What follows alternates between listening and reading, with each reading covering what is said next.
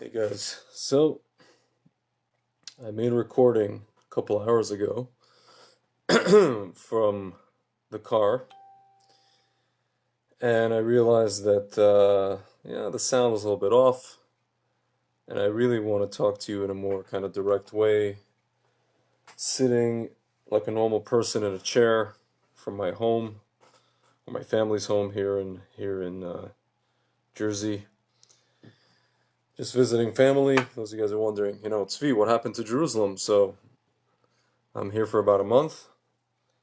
And I could tell you guys the energy here is, my God, I don't even know how to describe it, but I will tell you, I was just talking to a friend of mine who lives in Los Angeles, and we were just talking about like raising kids here in America, in a Torah way, and I was just explaining to him that, excuse me, the fullest expression of the Torah, or the fullest expression of what a Jew can achieve spiritually, can only be reached in the land of Israel. I mean, this is a fact. This is something that's written by many of our sages, many of our tzaddikim. It's you can't argue that, right? So now people may come and ask or say that, see, what do you mean? Like, look at all this stuff that's available for Jews here in America, but that's not the point. The point is the full expression of the kedusha of the spirit of the Torah, of the spirituality, the holiness of the Torah can only be achieved in the land of Israel, and both on a spiritual level and also on a practical level.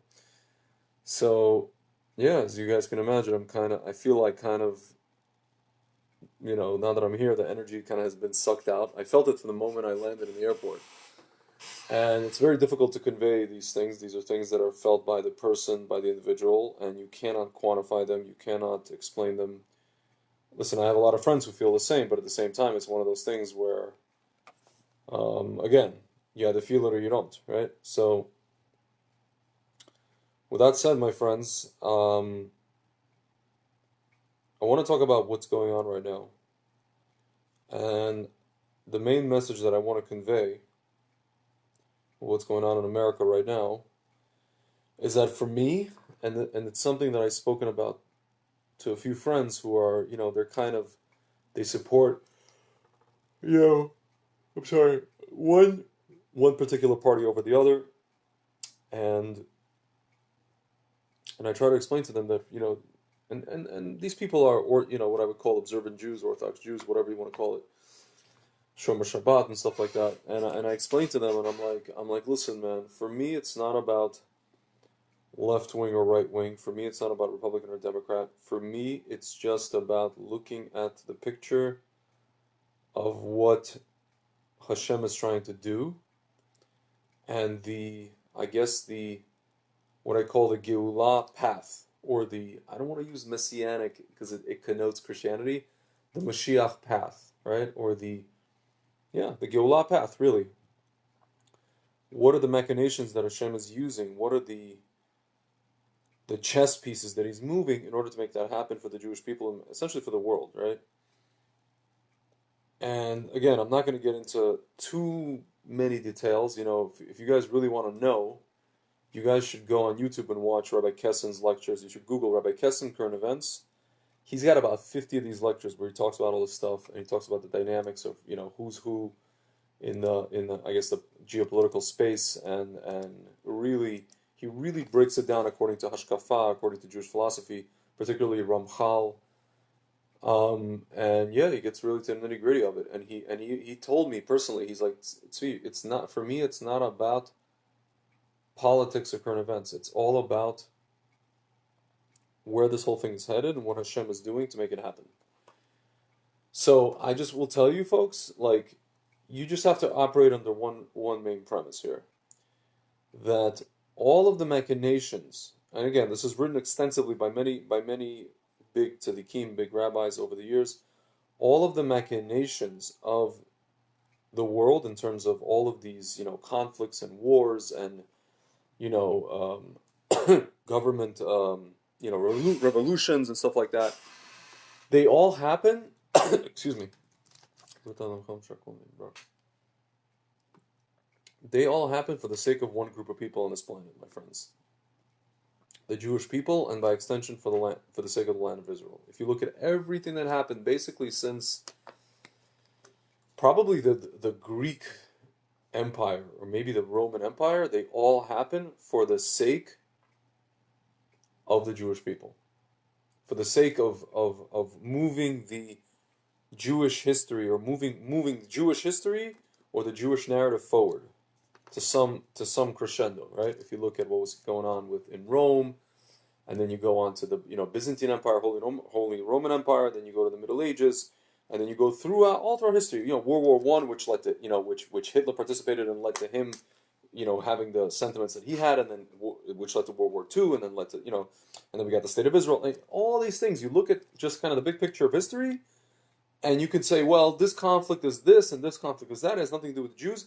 It all somehow ties in, and it all has to do with the Jewish people. So, my friends, I'm telling you this because there are things happening today in Washington, D.C., yes, even China and Thailand. Actually, China and Thailand,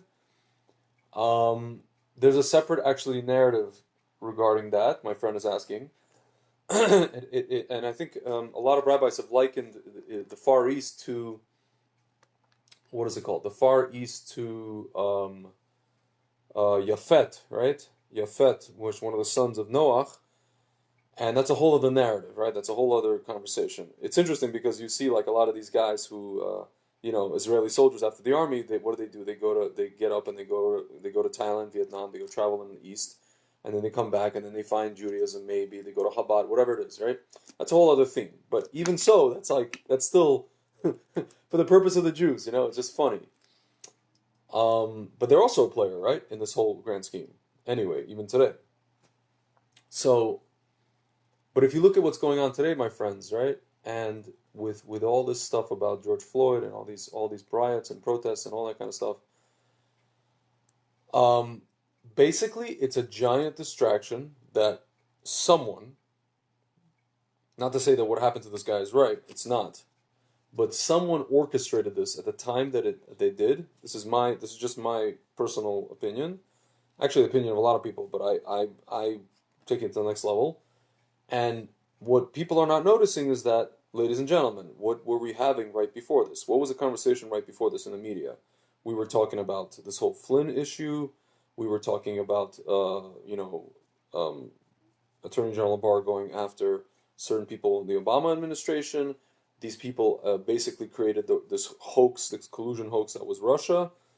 And again, my friends, I'm talking to you guys from not a perspective of a conservative or Republican or right wing or anything like that. I'm talking to you about from perspective of a person who's eagerly awaiting the geula.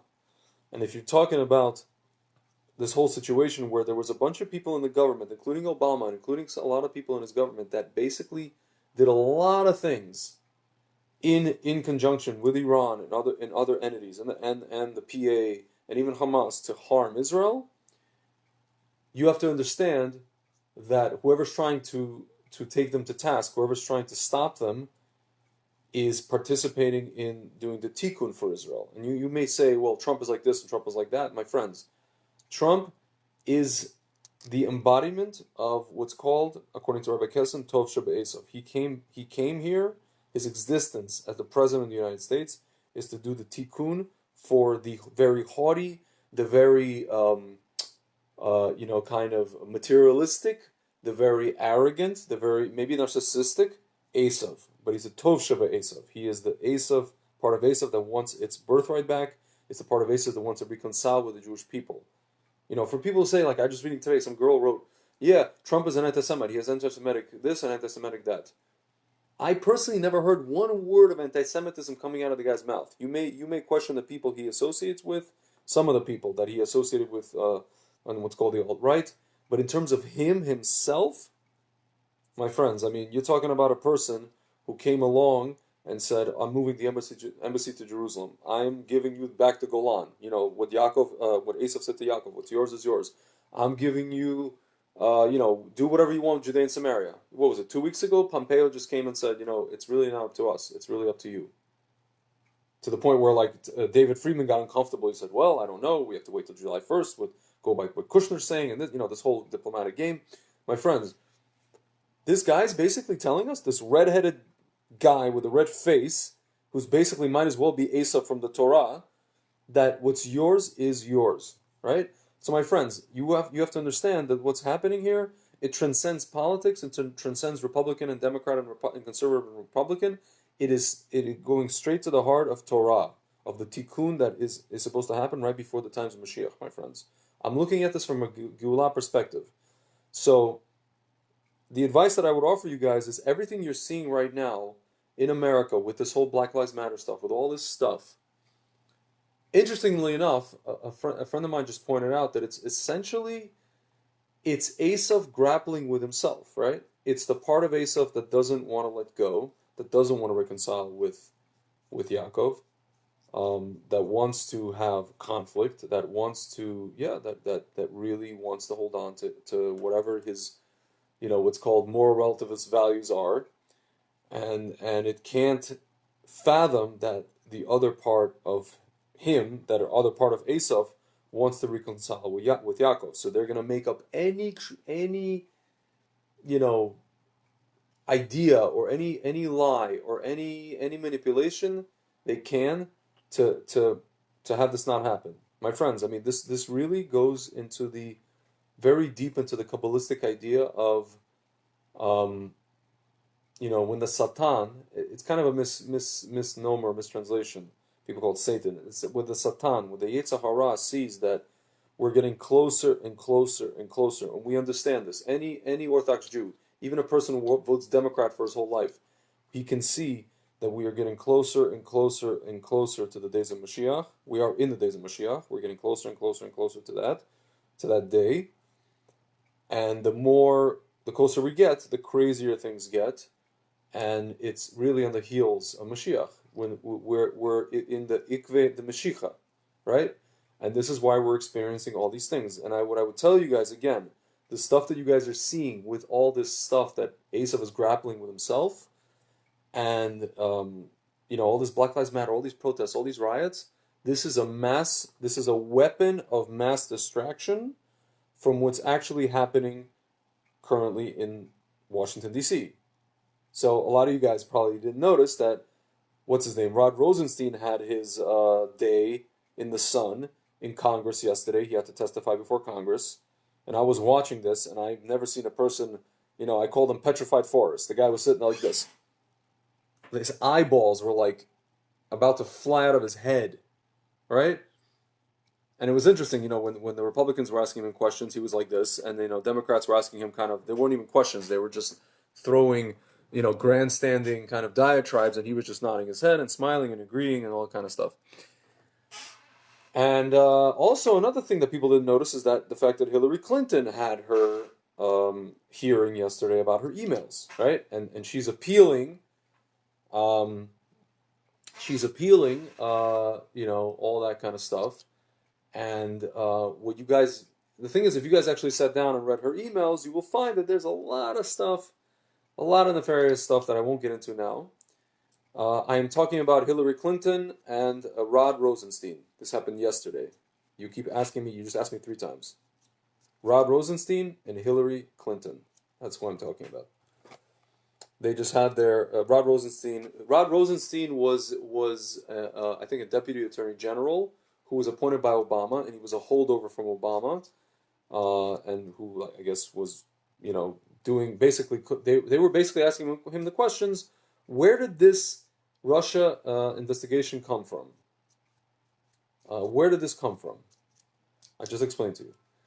So the thing is, if you guys listen to a guy by the name of Daniel Bongino, he actually made a speech and he said, listen, he used to work in Secret Service. He's like, the procedure of the FBI, when they do investigations on these things, there's something called page 1. So the problem is that in the Russian investigation, there is no page 1.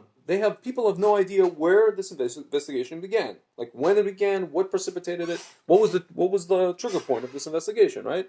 So now, Congress and Attorney General Barr, they want to get to the bottom of this, right? So This thing was supposed to be on national television, my friends. This thing was supposed to be front and center in the eyes of the country. So what happened yesterday? Yeah, they showed this hearing on Fox News. I think they also showed it on CNN. I think. I didn't check. But the thing is, my friends, this whole thing basically took a back seat to all the stuff that's going on the media, which you see, which is basically, the riots, the protests, and Black Lives Matter, all this kind of stuff. It's like follow the white rabbit. This is here. Here. This is what you're supposed to look at. But here's the real thing, the important thing that you're totally missing. But my friends, I'm telling you, again, this is not about Democrat or Republican. This is not about left or right. This is about the Jewish people in Israel and the geula, and the unstoppable, as Rabbi Kessin likes to say, the unstoppable and irrevocable train that is the geula, that already is on its way. It cannot be stopped, and it's only going to get crazier. The forces, the dark forces, are going to keep fighting it. My friends, I'm telling you right now, we are entering the summer. Right now, it is June 4th. We're like halfway through the month of Sivan. I'm telling you right now, we're going to enter the month of Tammuz, and then you guys are going to see when we're going to enter the 3 weeks, the 17th of Tammuz, and then it's only going to heat up, and then you're going to see what's going to happen in in the lead up to in the 9 days, and then Tisha B'av. We're going to see the crescendo of all this stuff. And these protests and all this stuff is gonna reach a boiling point, and it's gonna die down, and then you're gonna see, my friends, the total, what I call, mass expose. You want to talk about unmasking? The mass expose of all the people in Washington D.C. Doesn't matter if they're Republican or Democrat. Most of them are Democrat, who wanted to do harm to the state of Israel and by extension to the Jewish people. You're going to see this whole grand, what I call the grand unmasking, right? And then we're going to get to the month of Elul, the king is in the field, and then we're going to get to Rosh Hashanah, when the entire world, not just the Jewish people, are judged. That's why it's interesting. I don't know if you guys ever noticed, assuming we're going to have one this year, I don't know, the UN General Assembly usually tends to fall in either during the what's called the Yamim Noraim, in between Rosh Hashanah and Yom Kippur, or during like Sukkot. Usually it falls in somewhere in the Hagim, right? Somewhere between Rosh Hashanah and Simchat Torah, in that kind of Zman, in that window of time. Why? Because the world is being judged. The world is being judged. The world is on stage, as it were, and as above, so below. Whatever's happening over there is happening down here. The UN and the people are talking, they're voicing their opinions, their grievances, and this and that, making their case. But they don't realize that Hashem is looking down on them, and He's listening to every word every leader says, and He comes up at the UN and He talks about, how much He hates Israel, and Hashem is just like, not a good look, my friend, not a good look. So yeah, my friends, we're coming up. Actually, let me take a look for a second. Just convert everything to the Jewish calendar here. We're coming up on. Oh my God, what's going on over here? I'm trying to get to. Oh, here we go. Date converter.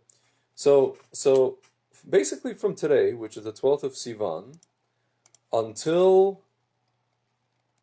the 9th of Av, which I believe is July. My friends, from today until like the end of July, I mean, it's just gonna be mayhem, my friends, and you're gonna see how much these people who are like cooking this whole thing up, this whole conflict and this whole these protests and these riots. You're gonna see how much they're just gonna keep pushing and pushing and pushing. And then it's gonna reach a boiling point, a crescendo. I hope by I think Tu B'Av, which is kind of like the, so to speak, the comfort, I guess, or what is it called? The Shabbat of comfort. The what is it called? Not Shabbat Menucha. Oh my God. The Shabbat after Tisha B'Av. Shabbos Nachamu. My God, it just fell out of my head. So I think by the time Shabbos Nachamu rolls around, Tu B'Av and then Shabbat Nachamu, this whole thing should calm down, my friends, and we will see, as my friend just put it, the distractocrats will go away, and we will have Alexander unmasked. Alexander, the mask. Nachamu, yes. And yeah, my friends, listen, you have to look at everything that's happening from here on in, if you're not doing this already, from a geula perspective, from a redemption perspective, from a Moshiach perspective. That is the lens that you need to have. If you don't have that lens, everything's going to be doom and gloom. Everything's going to be like, as my mother said today, if America falls, then Israel falls, and this whole thing is going to infest Israel. Not really, okay? Not really. That's not the end game here. That's really not the point. Any person who understands Torah and understands that when Esav goes down, that Yaakov has to go up. Somebody actually posted a meme. It was kind of a joke, but it kind of got you thinking, right? The meme says, Bibi just called Trump to offer Trump the two-state solution. What does that mean? He sees that there's discord in the country, and he's saying, maybe you guys should separate, Just like America's been telling us to separate from the Arabs for I don't know how many years, right? That we should, give them the West Bank or whatever, or Judaism, we should separate from them, just real apartheid. That's what they've been offering us for all these years. So it's a joke, like Bibi called. But the point is, like, there's going to come a point where Israel is going to be running, so to speak, the narrative, right? Or the geopolitical narrative, not the West and not America. And that's the end game. That's what I was trying to convey. I was saying that, like, God forbid, if America falls, Israel is going to go here. America's going to go here. It's going to be the pendulum, right? And that's really the idea, my friends. I mean, again, not right, not left, not Republican, not Democrat. Just, are you with Hashem? Are you against Hashem? This is what Hashem is doing now. He's basically parsing out who's with him and who's against him. Now you may say, well, what do you mean? How can you discern?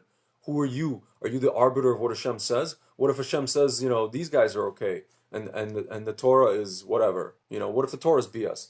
My friends, no, I'm very sorry. It's not. If you go on the streets of New York today, you walk around. If you went today to de Blasio's speech in Washington Square Park, you can pretty much see who's with Hashem and who isn't. I'm not going to go further than that. You could pretty much see it. It's pretty evident to any person with any kind of, like, what's called healthy neshama, from a healthy neshama and a healthy spiritual intuition, can understand who is with Hashem and who is not. Right? That's it, my friends. That's really all there is. And what you're seeing today, unfortunately, the people that are trying to do this weapon to release or unleash this weapon of mass destruction, they're not going to get away with it. They're not going to succeed. It's going to last for about a month and a half. It's going to reach its peak. And my friends, the people who are trying to make it so that you don't see what their true colors and true intentions were with respect to the Jewish people and respect to Israel, they cannot hide. Right now, what they're doing, they're like, they were like the cockroaches in the boiler room. You turn on the lights and they just scatter, right? So what do? They scatter, and then you turn the lights off and they hide. Right now, they're hiding behind the boiler, right? You turn off the lights, and now we're in the process of calling, so to speak, the exterminator. I'm not talking about killing people. I'm just, talking about taking people to justice. You want to talk about justice? Right now, we're in the process of fumigation, and these people, whoever they are, these little, as Scarface would call them, little cacaroches, they're hiding. They just know how to hide. Okay? What did he say? I always tell the truth, even when I lie. So, my friends, these people know how to hide, but the problem is they can't hide forever. They're going to be in the public eye. They're going to have to answer for their crimes. And their crimes are not only political, their crimes are other things, which I will not get into today. You guys can go research them, okay? I'm not going to even say the names of these things, because lest I be labeled a conspiracy theorist. My friends, get ready. Get your popcorn. Get your stuff ready. Yeah, my friend is excited about the character that I just played. Right? Yeah. So that's where we're at, my friends. That's where we're at. Summer's gonna be hot, and B'ezrat Hashem, the truth will set everyone free. The real truth and nothing but the truth. So help us God. Okay? And I hope by the time Rosh Hashanah rolls around, Yom Kippur, Sukkot, B'ezrat Hashem will all the Jewish people will all be in Israel. God willing, we'll have a temple. We'll be able to do Aliyat HaRegel for Sukkot. We'll be able to shake the lulav and etrog, get the brachot from the Kohanim, my friend watching, Nachliel Kohen Salavan, be able to bless everybody. And who knows, maybe someone will also find out that we're Levium all this time. We'll see. We'll see what happens, my friends. All right. Just remember, do not let the weapon of mass distraction get to you. Keep your eye on the prize. All right, guys. I'll talk to you soon.